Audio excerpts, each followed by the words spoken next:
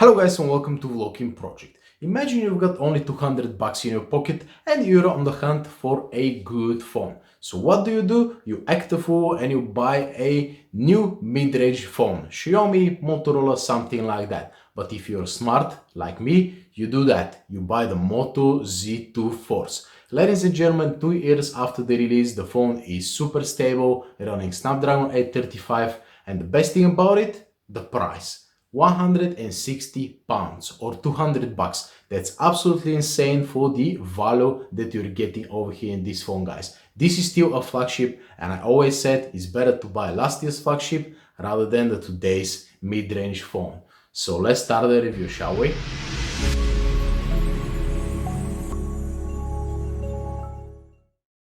Now, starting with the design and build quality, this phone is still a blast. Check this out, guys. This brush metal feel over here is absolutely amazing. We've got dual camera setup at the back. We've got the shiny Motorola logo and of course the Moto Mods. What are the Moto Mods? This is the Hasselblad True Zoom, 10 times optical zoom at the touch of your hand. Just plug it like that.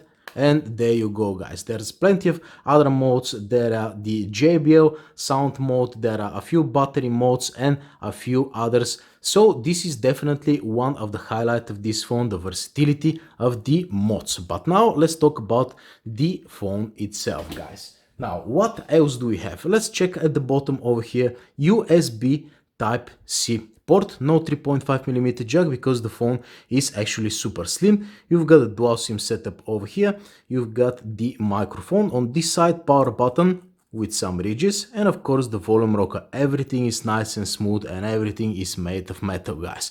Now at the front we've got our fingerprint reader, which works 100% of the time.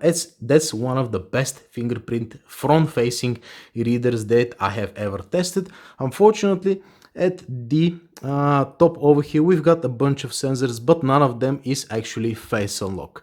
What they have is the Moto display like that. I've just switched it off for the time being, and as well as you've got the Moto gestures as well. Just turn the camera like that, and there you go, you're into the camera, or just chop twice like that and you're activating the torch. All of that is thanks to the absolutely stock Android experience, guys. Check this out. The only downside to this is that the phone is just about to get Pi, which is pretty much 6 months late into the game, but from what I see, Pi actually slows down the Motorola phones.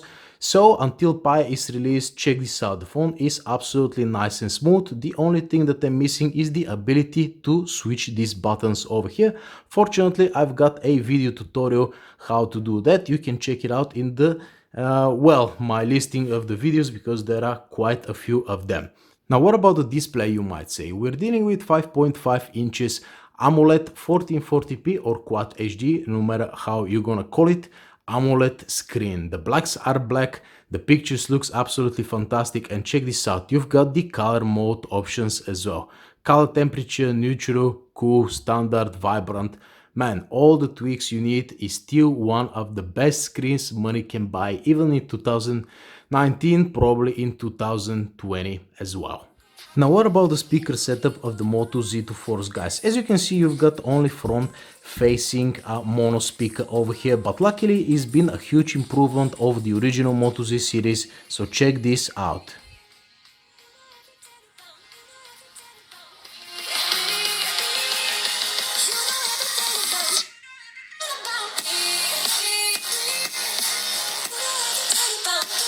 As you can see, it gets quite loud, and let me tell you something, I prefer the front-facing mono speaker than any bottom-firing speaker available to so many of the new phones, guys.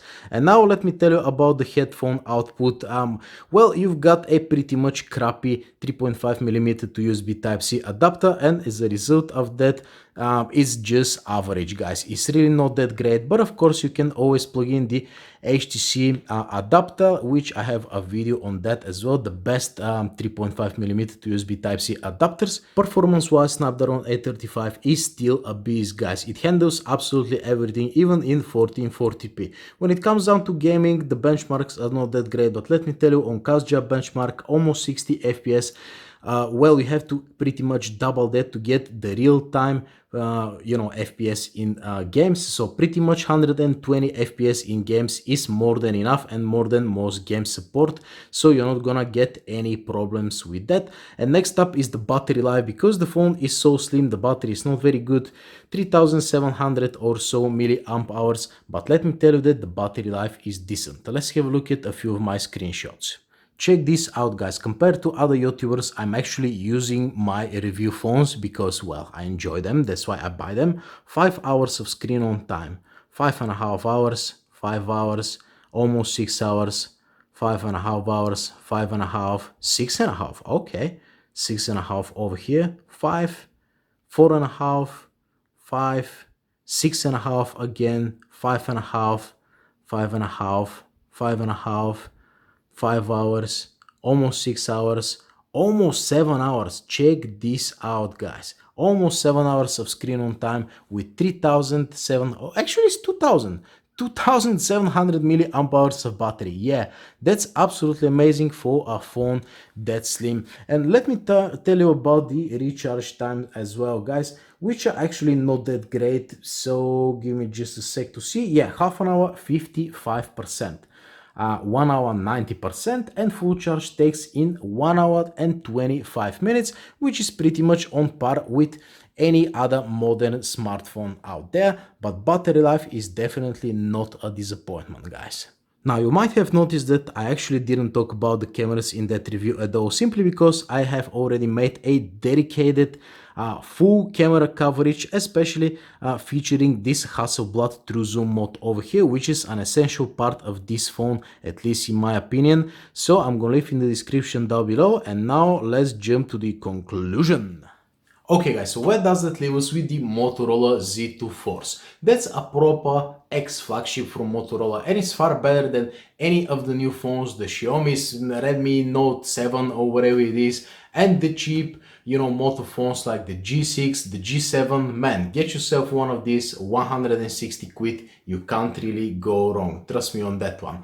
But now, let's evaluate the phone's true capabilities according to my bespoke VoloKin Spectrum scoring system. That's a system where I've got 10 categories rating the capabilities of every phone, so you can get an idea how does it compare to other relevant phones, guys. So let's start with design and build quality.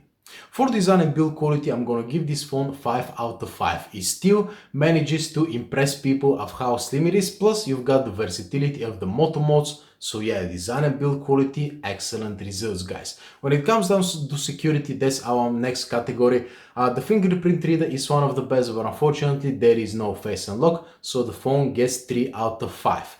Next category is battery life. 5 to 6 hours of battery life and no exceptionally quick charging. That gives this phone 3 out of 5, because sometimes if you do heavy gaming, something like that, you can get 4 to 4.5 hours of screen on time. Still very respectable results considering the small battery inside. The screen of the phone, Quad HD AMOLED, easily 5 out of 5. Of course the bezels are a little bit thick, but at least you've got no notches of any sort. When it comes down to sound, the front-facing, mono speaker gets absolutely the job done. I'm gonna give it 3 out of 5. And the headphone output again gets 3 out of 5, although it's between 2 and 3. But again, you can get a better results with a better headphone adapter. The software and performance, clean stock Android, plus the Moto gestures like turning on the flashlight like that, guys. Plus, Snapdragon 835 drives every game flawlessly, so in both categories, 5 out of 5. And now about the cameras, I said a little bit earlier that I'm not gonna talk about the cameras in this review, but this is an essential part of the VoloKin Spectrum score. So the front-facing camera gets 2 out of 5 and the rear camera gets 5 out of 5, guys. And the total VoloKin Spectrum score is 38 out of 50, which for the current pricing of 160 pounds, again, let that soak in, 160, that's 200 bucks, guys. Here you can see how it compares to other phones in my VoloKin Spectrum score. So yeah, that's pretty much it, guys. This was my quick review of the Moto Z2 Force. Excellent purchase in 2019. Get them while you can, guys. By the way, one thing I forgot to mention is the Shatter Shield technology of the screen. Basically, Motorola used a plastic screen. It wasn't supposed to break, but one drop and you're getting, you know, vertical lines over here. So what was the point of the Shatter Shield anyway?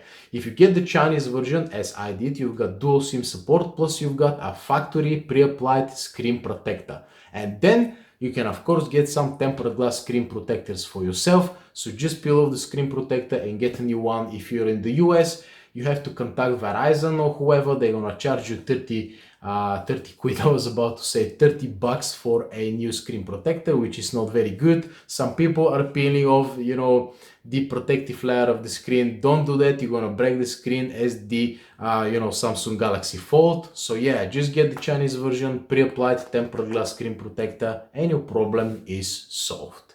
So yeah, that was my quick review of the Motorola Z2 Force, guys. I hope you enjoyed it. If you did, hit the thumbs up button and subscribe to VoloKin Project for plenty more videos to come. I've got 2 other Motorola's and a bunch of other phones. I really don't have the time, but I'm gonna do my best. I'm gonna be very quick from now on.